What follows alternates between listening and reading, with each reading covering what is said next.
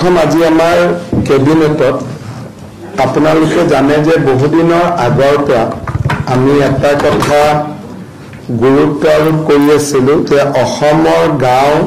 নগৰ চহৰ বা জিলাসমূহৰ নামসমূহ বৰ্তমানৰ যিটো পৰিৱেশত আছে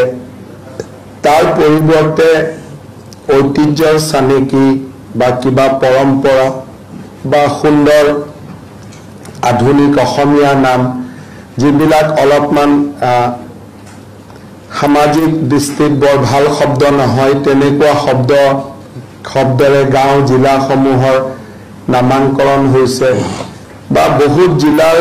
বিভিন্ন ঐতিহ্য আছে কিন্তু ঐতিহ্য প্ৰতিফলিত হোৱা নাই নামটো বেলেগ ধৰণে হৈ আছে তেনেকৈ আমি অসমত বহুবিলাক গাঁও আমি নাম বদলাইছিলোঁ আপোনালোকে জানে যেনেকৈ আমাৰ ইয়াৰ কালাপাহাৰৰ নাম বদলোৱা হৈছিল এনেকৈ আমাৰ বহুবিলাক বহু অঞ্চলত নাম বদলোৱা হৈছিল আজি সেই শৃংখলাকে আগুৱাই লৈ গৈ ষ্টেট কেবিনেটে আজি আমাৰ কেবিনেটৰ বৈঠকত কৰিমগঞ্জ জিলাৰ নাম আমি শ্ৰীভূমি জিলালৈ শ্ৰীভূমি জিলা বুলি নতুনকৈ নামাঙ্কন কৰিছোঁ এতিয়াৰ পৰা কৰিমগঞ্জ জিলা শ্ৰীভূমি জিলা হিচাপে নামাঙ্কিত হ'ব আৰু আজি কেবিনেটে তাৰ ওপৰত আমাৰ সিদ্ধান্ত গ্ৰহণ কৰিছে সেইটোৱে কথাটো ক'লো যে যিবিলাক নামে ইতিহাসক ৰিপ্ৰেজেণ্ট নকৰে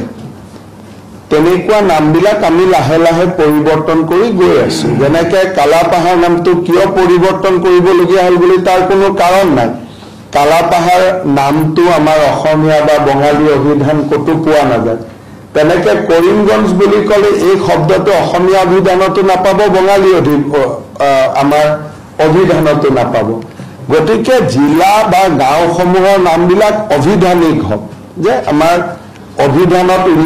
উল্লেখ থকা নাম হওক এই কামটো আমি বহুদিনৰ পৰা চলাই আছোঁ অসমৰ বহুত গাঁৱৰ নাম আমি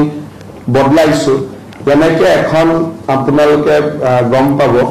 বৰপেটা জিলাত এখন গাঁৱৰ নাম আছে ভাচেনিচৰ এতিয়া সেই নামটোতো কোনো ঐতিহাসিক বা অভিধানিক গুৰুত্ব নাই গতিকে কৰিমগঞ্জ যিহেতু অসমীয়া বা বঙালী দুয়োটা অভিধানতে উল্লেখ থকা শব্দ নহয় তাৰ কোনো ৰিজন নাই যদি আপুনি সোধে কৰিমগঞ্জ নামৰ অৰ্থ কি তাৰতো কোনো অৰ্থ নাই শ্ৰীভূমি ক'লে এটা অৰ্থ থাকিলে সেইকাৰণে আমি কৰিমগঞ্জ জিলাৰ নামটো শ্ৰীভূমি কৰিছোঁ আৰু আপোনালোকে যদি আৰু অলপ আগলৈকে যাব খোজে এই নামটো আচলতে আমি দিয়াতকৈও কবিগুৰু ৰবীন্দ্ৰনাথ ঠাকুৰে নিজেই এই নামটো উল্লেখ কৰিছিলে এসময়ত যে আমাৰ গোটেই অঞ্চলটো শ্ৰীভূমি বুলিয়ে তেখেতে এটা সময়ত উল্লেখ কৰিছিল 1919 চনত যেতিয়া তেওঁ চিলেট ভ্ৰমণ কৰিছিল তেতিয়া তেওঁ চিলেটক